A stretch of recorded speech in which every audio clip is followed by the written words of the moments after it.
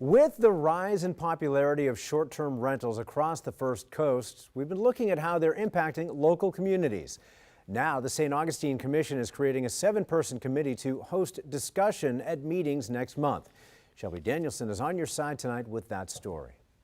We've got Flagler College students that bring all their friends over in the evening and have the barking dogs at night. Those are the ones that we're having the issues with. First Coast News has been following the controversial debate between short-term renters and long-term residents. Some families in St. Augustine say it's become such a hassle that families are starting to move out in droves. Do we still want diversity and families and a true sense of community? These have been the discussions over the past few weeks, but now this debate will be facilitated by a committee of 7 people.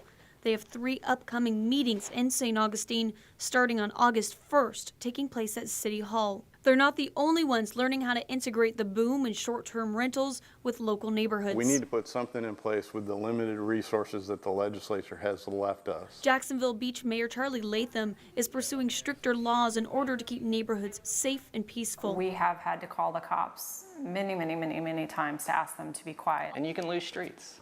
You can lose pieces of neighborhood. In Jacksonville, City Council recently withdrew a bill that would regulate short-term rentals.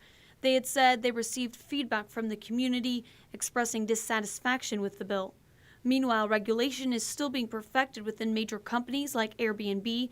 One host tells us they're constantly receiving updates as the market develops and different needs emerge. As regulation continues to be written about this stuff, that yes, there will be laws in place. If there aren't, or they'll become stricter, which I think they should be. There's tons of regulation with Airbnb already. They're continuing to write their terms of use and the page gets longer and longer. Shelby Danielson, First Coast News, on your side. Now, according to Airbnb, Florida hosts earned a combined $810 million while welcoming about 4.5 million guests in 2018 for that company alone. St. Johns County brought in the most income in our area at more than $17 million and more than 100,000 guests. Duval County ranked second at more than $11 million and 83,000 guests.